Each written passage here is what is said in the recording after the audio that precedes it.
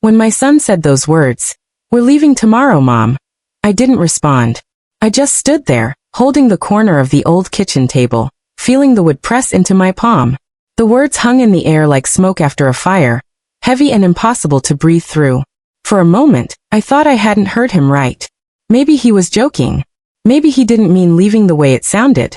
But when I looked up, his eyes wouldn't meet mine. That's when I knew. He meant it. The clock on the wall ticked louder than usual, and I could hear the faint sound of waves outside. My small house by the shore had always been filled with laughter, dinners, birthdays, and even quiet tears. But at that moment it felt hollow, empty, like all those years of love had somehow faded into silence. I wanted to ask why. Why tomorrow? Why so sudden? Why now, when I was finally getting used to the sound of little Emma's footsteps in the hallway every morning? But no words came out. My throat tightened, and I felt that familiar ache deep in my chest. The one you get when life takes something away before you're ready to let it go.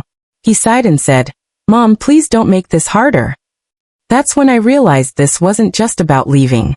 It was a decision already made. Something planned. Something they hadn't told me about until now. I forced a smile, though my heart was splintering inside me. "Of course, dear," I said quietly, "if that's what's best for you." But the truth is, I wanted to scream. You see, I had built my whole world around my son and his little family. After my husband passed away 5 years ago, they were my reason to wake up every morning. My son, Daniel, had promised he'd never let me feel alone. "You'll always have us, Mom," he said when we buried his father. And I believed him. I believed every word. When they moved into my house last year, my beautiful seaside home that his father and I had built together, I thought it was God's way of giving me a second chance. To hear laughter again. To cook for my grandchildren. To feel alive. But that morning, standing in the same kitchen where I once taught Daniel how to make pancakes, everything felt unfamiliar. The same sunlight that used to feel warm now felt distant. His wife, Julia, was packing in the next room. I could hear the zippers of suitcases, the shuffle of boxes, the faint sound of her talking on the phone. She didn't look at me when she passed through the hallway. Just kept her head down, moving fast, like she couldn't wait to leave.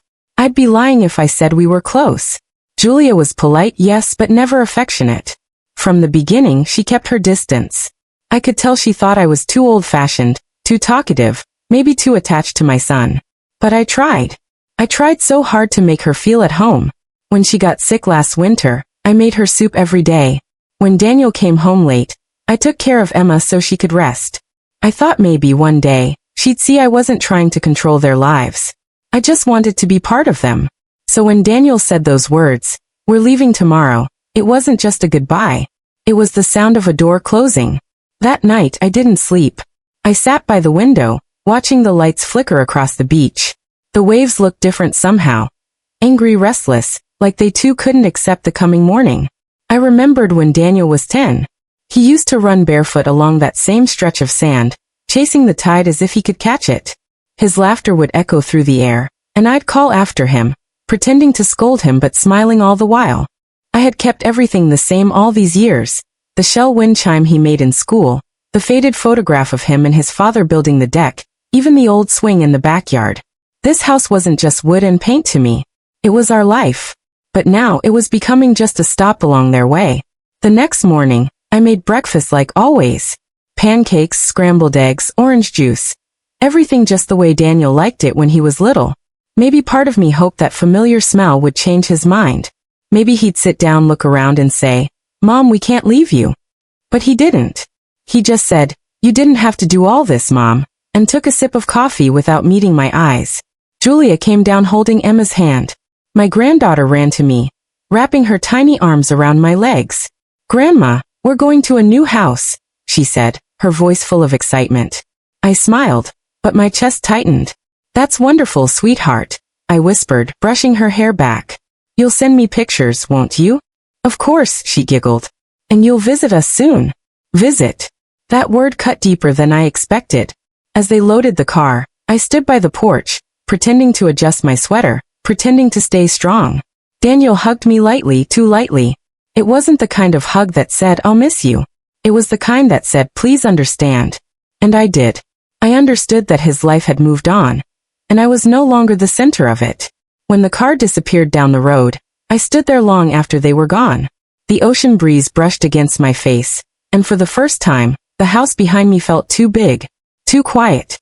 That evening, I walked through each room like it was the last time. Their laughter still lingered faintly, trapped in the walls like old perfume. Emma's toys were gone. Julia's perfume no longer hung in the air. And Daniel's favorite coffee mug, the one with the chipped handle, was sitting clean on the counter. I picked it up and held it close. He'd left it behind. Maybe by accident. Or maybe not. Maybe it was his quiet way of leaving something of himself here, knowing I'd need it. I took the mug to the porch and sat down listening to the ocean. The sun was setting, painting everything gold. I thought about the years, how fast they went, how much love and loss could fit inside a single lifetime. I wanted to believe they'd come back. That this wasn't goodbye, just a pause. But as the night grew darker, I whispered to myself, he's not a boy anymore. He has his own family now. And yet deep down, I couldn't help but wonder, was there something I did wrong? Did I hold on too tightly? Did I make Julia feel unwelcome without meaning to? The questions played on repeat in my head, like waves breaking against the shore, over and over. I didn't know then that this was only the beginning, that those simple words, "we're leaving tomorrow," would open a door I didn't even know existed. A door to secrets, forgiveness, and the kind of love that survives even when everything else fades away. Because what they didn't tell me that day was that the goodbye I heard wasn't the end. It was the start of a journey neither of us saw coming. The next few days after they left felt like a strange dream I couldn't wake up from. The house was too quiet. Every sound echoed, the creak of the floorboards, the ticking of the clock, even the sound of the waves outside. I used to love that ocean rhythm. It reminded me that life keeps moving, no matter what. But now, it only made me feel how still everything else had become. Each morning, I'd wake up expecting to hear Emma's laughter from the next room. I'd half expect to hear Daniel asking for coffee or Julia humming while she packed Emma's lunch. But all I heard was silence, a silence that grew heavier with every sunrise. I tried to keep myself busy. I dusted the shelves, watered the plants, cleaned the kitchen, even rearranged the books on the living room table. But there's only so much you can clean when the thing that's messy isn't the house, it's your heart. Every evening, I'd make tea and sit by the porch, staring at the sea. I kept telling myself they'd call soon. Maybe Daniel was just busy settling into their new place. Maybe Julia was tired. But days passed, then weeks. The phone stayed quiet. Sometimes I picked it up just to make sure the line was still working. I'd dial their number halfway, then hang up before it could ring. I didn't want to sound desperate. I wanted to give them space. That's what good mothers do, right? They give space, they don't cling, they don't make things harder. But when you've lived your whole life for someone, how do you suddenly stop? One afternoon, I decided to bake. It was Daniel's favorite, apple pie with cinnamon. The smell filled the kitchen, and for a few moments, I felt comfort. I even set the table for 3 without realizing it. When I noticed, I laughed softly, though it didn't feel funny. I left the 3rd plate there anyway. That night, I finally called. Julia answered. Her voice was polite but distant. "Oh, hi, Mom. How are you?" "I'm fine, dear," I said, forcing warmth into my voice. "Just checking in. How's everyone? How's Emma adjusting to the new house?" "She's doing great," she replied quickly. "The new school is nice. Daniel's been busy with work." I wanted to ask why they hadn't told me earlier about the move, but something in her tone stopped me. Instead, I said, "I miss her laughter around here." There was a pause, and then she said, "Yeah, she misses you too," before changing the subject. We talked for another minute, mostly about the weather, then she said she had to go. Daniel didn't come on the phone. When the call ended, I just sat there, holding the receiver. For the first time, I wondered if their leaving wasn't sudden at all. If it had been planned long before they told me. That night, I went to my room and opened the small box under my bed where I kept all of Daniel's childhood things, his drawings, his school certificates, a letter he wrote to me when he was 12. I read that letter again, the one that said, "You're the best mom in the world. I'll never leave you." The handwriting was messy, the words uneven, but the promise was clear. Tears fell onto the page, smudging the ink. I whispered, "You broke your promise, my boy," before closing the box gently. Weeks turned into months. I started to accept the quiet as my new reality. I joined a small reading circle at the community center, tried gardening again, Even started painting the little shells I found on the beach. But no matter what I did, I couldn't stop thinking about Daniel. One rainy evening, I was making soup when I heard a knock on the door. My heart jumped. I thought maybe, just maybe, it was them. I rushed to open it, but it was my neighbor Ellen. She smiled softly and said, "You doing okay, sweetheart? Haven't seen you much lately." I invited her in. We had tea together, and I told her everything. Not the part about my heart breaking, just the surface part. That they'd moved suddenly. That I missed them. Ellen sighed. "Kids these days," she said. "They love their parents, but life pulls them away. Don't take it personally." I nodded, but deep down I knew this wasn't just life pulling us apart. There was something more. Something unspoken. A few days later, I went into town to buy groceries. As I passed the small cafe near the bookstore, I saw Daniel's friend, Michael, sitting by the window. We hadn't seen each other in years. When he noticed me, he waved and came outside. "Mrs. Parker." "It's been ages," he said warmly. We talked for a while, small talk at first. Then he said something that froze me. "I didn't know you'd sold your beach house," he said. "Daniel mentioned it the last time I saw him. Big move, huh?" I felt my stomach drop. "Sold?" I asked quietly. No, I didn't sell it." Michael's smile faded. "Oh, I'm sorry, I thought, maybe I misunderstood." I tried to smile, but my hands were trembling. "No, it's fine. Maybe you did." We said goodbye, and I walked away as calmly as I could. But inside, my heart was racing. Sold.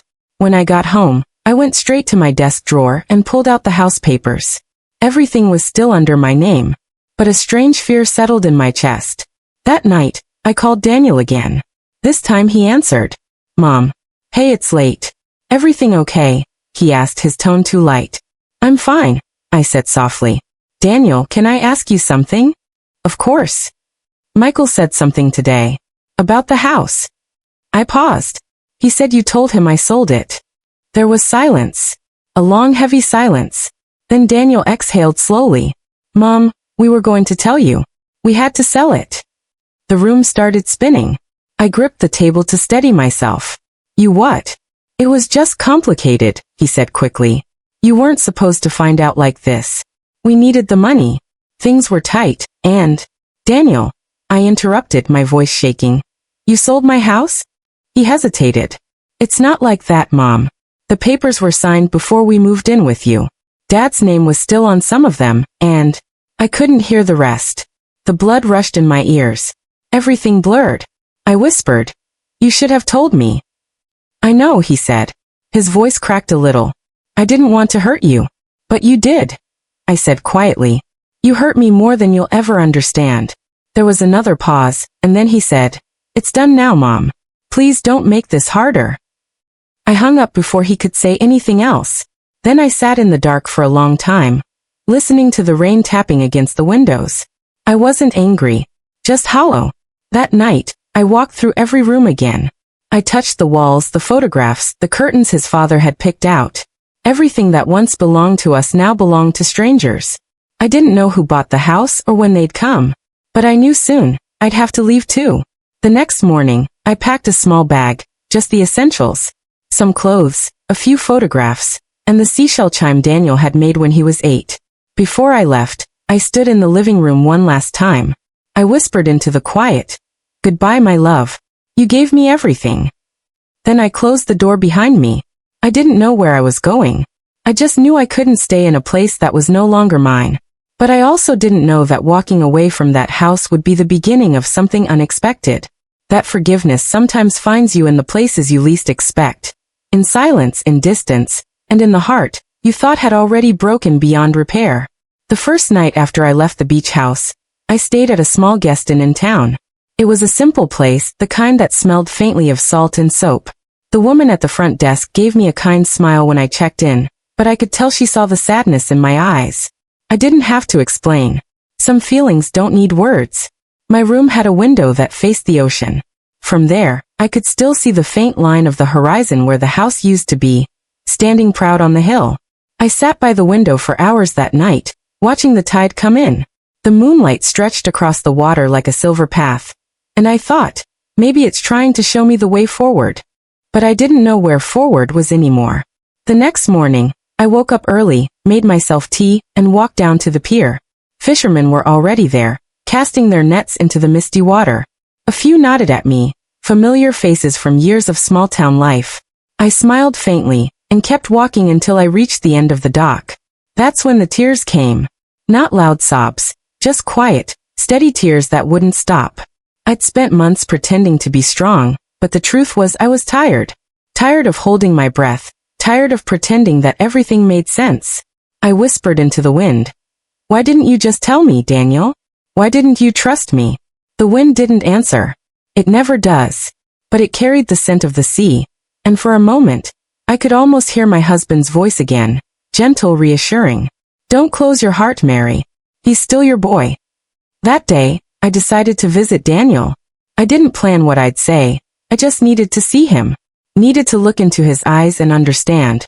I took the bus to their new address, an apartment complex in the city. Modern, clean, and far from the sound of the waves. When I reached the building, my hands were shaking. I almost turned back twice. But when the elevator doors opened on the 5th floor, I took a deep breath and knocked on their door. It was Julia who answered. She looked surprised, maybe even nervous. Oh, Mrs. Parker, she said, her voice unsure. We weren't expecting you. I gave her a small smile. I know. I just wanted to see you all. Before she could respond, Emma came running from the living room. Grandma, she squealed, wrapping her arms around my legs. Her tiny hug melted everything inside me. For a moment, all the pain faded. Daniel appeared from the hallway, his expression unreadable. Mom, he said softly. You should have called. I didn't want to give you the chance to say no, I said, half smiling. He sighed and motioned me inside. The apartment was nice, but it didn't feel like home. Too neat, too quiet, too much space that didn't belong to us. We sat in the living room. Julia offered me tea, then disappeared into the kitchen. The tension between Daniel and me sat like a shadow in the room. Mom, he began after a moment, about the house. I'm not angry, I interrupted gently. I just want to understand. He looked down, rubbing his hands together. For a moment, I saw not a grown man, but the little boy who used to hide behind his father when he was scared. There was more to it, he said finally.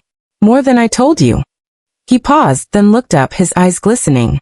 When Dad got sick, we borrowed money for his treatments. I handled most of it, remember? But after he passed, there was still debt. I tried to manage it quietly. You'd already lost so much. I didn't want you to carry that too. My heart sank. Debt. Daniel, why didn't you tell me? I would have helped. He shook his head. You were barely getting by, Mom. I didn't want you to know how bad it was. And then when Julia lost her job, things got worse. Selling the beach house was the only way to pay it off. But I didn't know how to tell you without breaking your heart. I closed my eyes. The truth was heavier than anger. It was full of love twisted by fear. He continued, his voice trembling. I kept thinking I'd explain everything after we settled. I thought maybe if I fixed it all first, it would hurt less. I sat back, staring at him, seeing the tiredness in his face, the same kind his father had during those final months. I thought about how much Daniel had carried on his own, trying to be strong, trying to protect me. I whispered, "Oh my boy, you shouldn't have done it alone." He blinked fast, holding back tears. I thought I was doing the right thing. I reached across the table and took his hand. For the first time in months, he didn't pull away. We sat there in silence for a long time, hands joined. The noise of the city faint in the background. The anger I'd carried for so long began to melt. Not completely, but enough to breathe again. Julia returned with tea and placed the cups on the table. She didn't meet my eyes, but I could sense something in her had softened too. I turned to her and said quietly, "You must have been the one who helped him make the decision." She hesitated. I was. "I'm sorry, Mrs. Parker. I know it wasn't fair to you." Her honesty caught me off guard. There was no defensiveness, no excuses. Just regret. I nodded. "You were protecting your family. I can understand that." Her eyes filled with tears. "I didn't want to take him away from you. I thought we needed a fresh start." And in that moment, I saw her differently, not as the woman who took my son away, but as someone who was also scared, also trying to hold her family together in her own way. We sat together in that quiet room. 3 generations of pain and love tangled together. Emma came over and climbed into my lap, her small hands holding my face. Grandma, are you sad? I smiled through tears. Not anymore, sweetheart. Later that evening, Daniel offered to drive me back to the inn. On the way, neither of us spoke much. The city lights blurred through the windshield, and I found myself remembering the nights he used to drive his father's truck, nervous but proud. When he stopped the car outside, I turned to him. Daniel, I said softly, your father would have been proud of how much you've done for your family. But promise me one thing. He looked at me, his voice quiet. Anything, Mom. Next time you're in pain, don't hide it from me.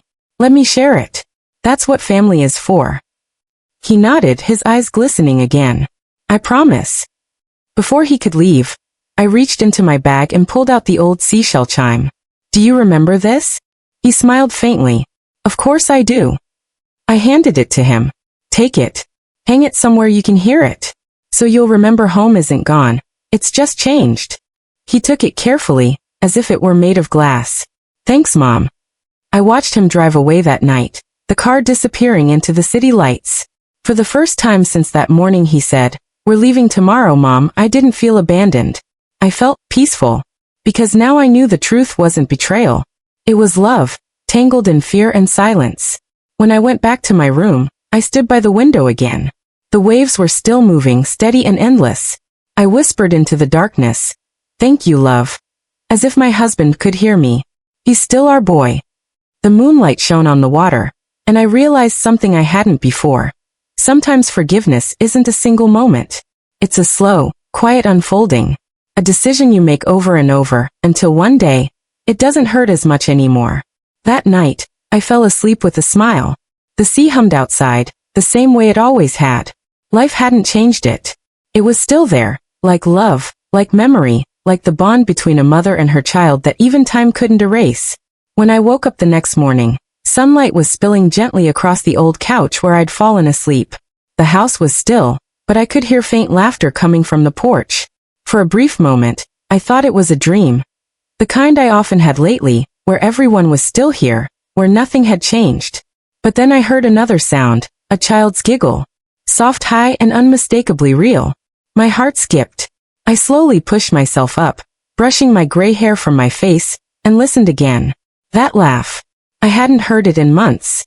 When I stepped outside, there she was, little Emma, barefoot on the grass, her curls bouncing as she chased a butterfly near the rose bush. And there, standing a few feet away, was Daniel, watching her with a gentle smile I hadn't seen in years. He turned when he saw me, and for a moment, neither of us said a word. The sunlight caught the side of his face. The same face that used to light up when he'd come running to show me his school drawings. But now there were faint lines near his eyes, shadows of years and distance. It felt like seeing a stranger I'd known all my life. Hi, Mom, he said quietly. I opened my mouth, but no words came out. The lump in my throat was too heavy, too thick with everything I wanted to say, and everything I'd held back. So instead, I just nodded, wiping at the corners of my eyes. Hi, I finally managed. He looked down at his hands. I didn't call before coming. I hope that's okay. I let out a shaky laugh. It's always okay, Daniel. You don't need an invitation to come home. For a few seconds, the silence between us was fragile, not the cold kind, but the soft kind that happens when two people are trying to rebuild something carefully. Then Emma noticed me and came running, her tiny feet thudding against the grass. Grandma, she squealed, throwing her little arms around my waist. I bent down, holding her tightly, breathing in the scent of strawberry shampoo and childhood. My chest ached with both joy and sorrow. It had been too long. We sat on the porch together for a while. Daniel looked older, more tired, but there was something softer in his eyes. Something different. He glanced at me a few times, like he wanted to say something but couldn't find the right way to start. Finally he spoke. I came to see you. And to say I'm sorry. My hands stilled on the teacup I was holding. The words hung in the air between us, fragile but powerful. I didn't look at him right away. I just listened. He took a deep breath. Mom, I didn't realize what I was doing that day. When I said we were leaving. When I sold the house. I thought I was doing what was best for everyone. But I was wrong. His voice cracked slightly. You didn't deserve that. You gave me everything, and I just walked away. I felt my eyes blur again, but this time, It wasn't from anger or regret. It was from release. Because those words, so simple yet so hard to say, were the ones I'd needed all along.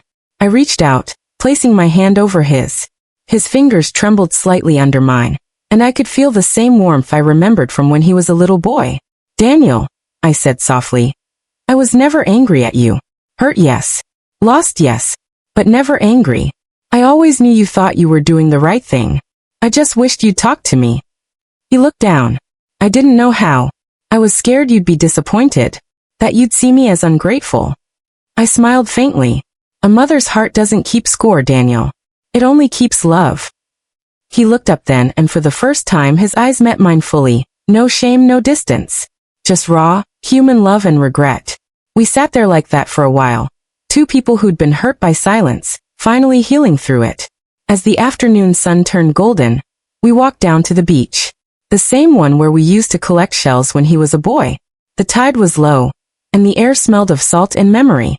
Emma ran ahead, her laughter echoing across the water.